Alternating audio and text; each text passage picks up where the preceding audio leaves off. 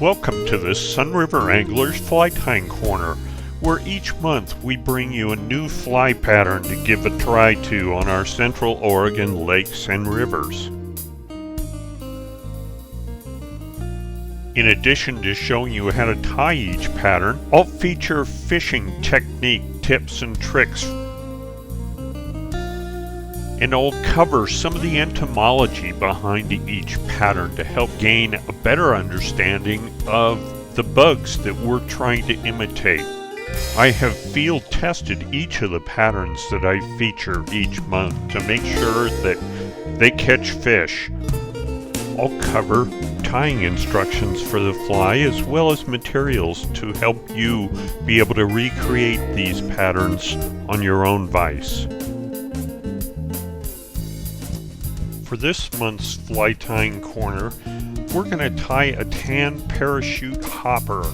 This is a fly I use a lot midsummer, and it's a little bit contrarian at times with folks throwing real small dry flies. Often I'll opt to go big and throw this big hopper on the Fall River or the Upper Deschutes, etc. It's a really good pattern, and I have good success with it on both the rivers and our lakes in the area in the mid to latter summer when temperatures warm up and hoppers get active. So let's cover the materials list for this pattern. I'll touch on the materials one by one so you get a sense of why I chose each.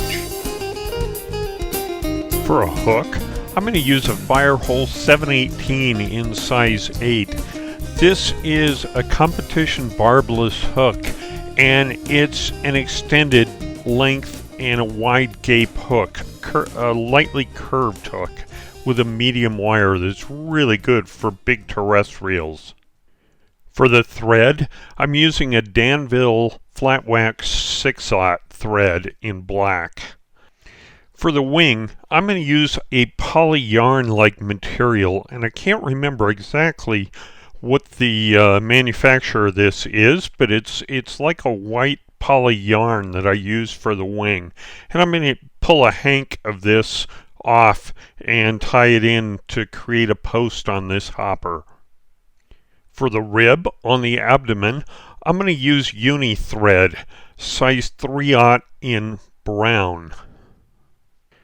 For a tail, I'm going to use some deer hair, and this is intended to help float the fly or provide additional support in the back end of the fly since this is such a large fly.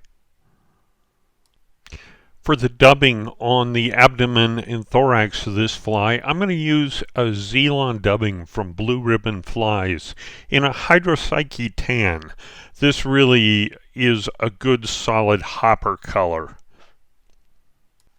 For the legs, I'm just going to use a round brown rubber leg medium that I'll apply to the hook in a crosshatch pattern or a figure 8 pattern for the legs on this fly.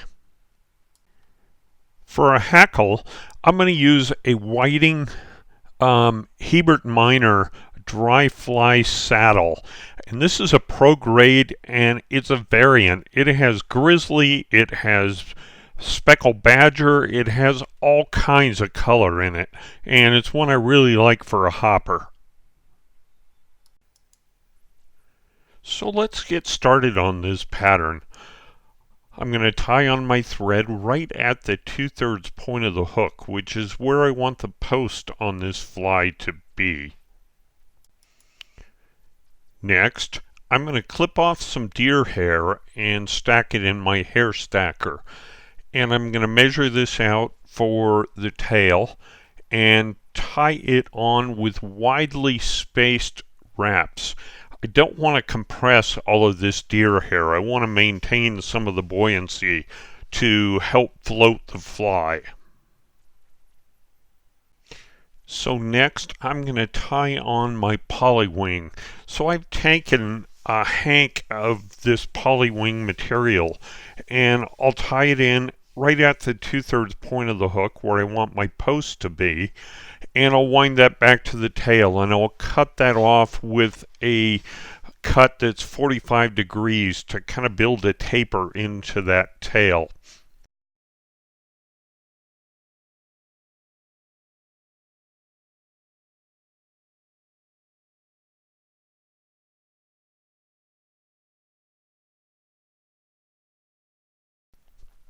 And I'll wind back to the front of the post and build up a little bit of a cone to push that wing straight upright to 90 degrees.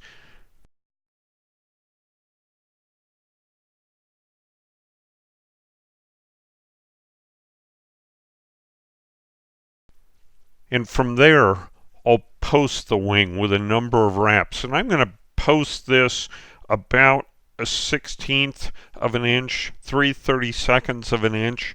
I want to build up enough of a post so I've got a platform for that hackle to lie upon.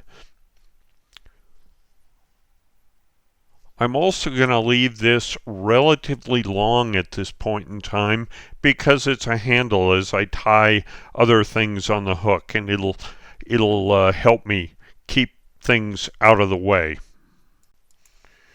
I'll clip that wing off shorter as a final step to this pattern, but for now I'm going to leave it long.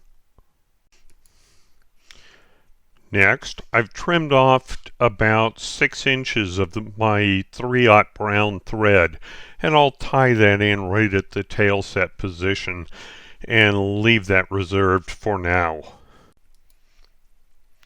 So now I'm going to take some of my dubbing and pinch it on the thread and capture several fibers, and then I'll wind it around the thread to create a yarn, and I'll use that yarn to dub the abdomen of this fly all the way up to very tightly against the wing post.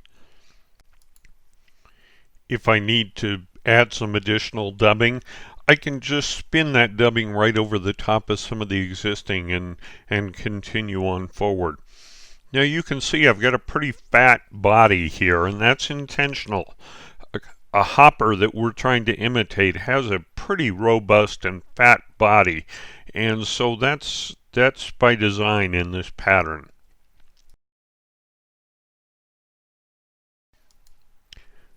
Now I dub fairly robustly right up to the post itself.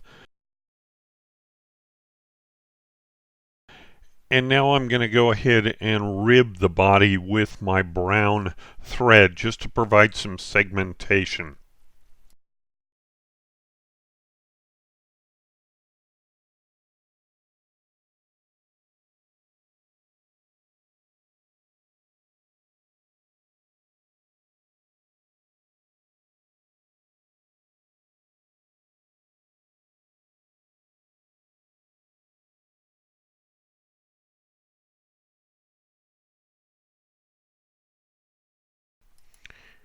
Now I've selected about a 1/4 inch wide piece of turkey tail, and I've gone ahead and rounded the tip, and now I'm going to trim that to length. It's important to use more of the center of the feather and not real low against the stem of the feather, because all those barbs have a big flat area, and when you wind thread on them, it will cause those barbs to flatten or roll on you, and it'll cause your wing to split. And so we want to get up into the body of the barb a little ways where they're not quite as flat, where they're a lot more skinny widthwise. So now I've taken 2 rubber legs, and they're probably 1.5 inches, 1 3/4 long for a size 8. And I'm going to tie them on right at the back of the head position, and I'm going to tie them on with just a few loose wraps, and then I'll adjust them to where I want them to go, and then I'll tie them back the rear legs all the way back into the back of the thorax of this bug. And again, I'll adjust them to set them right where we want them to go.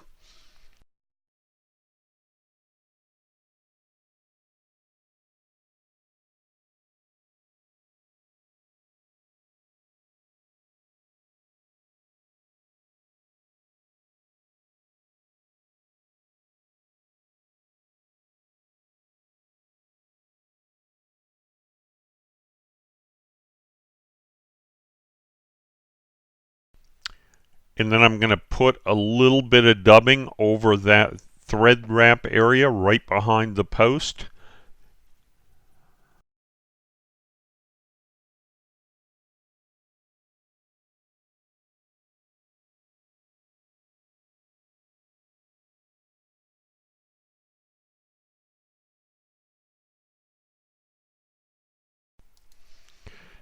So next, I've prepared a hackle by stripping some barbs off the stem. And I'm going to tie this in shiny side up and dull side down. And I'm going to wind it as a parachute post around my poly wing. So I'll tie that in right in front of the wing.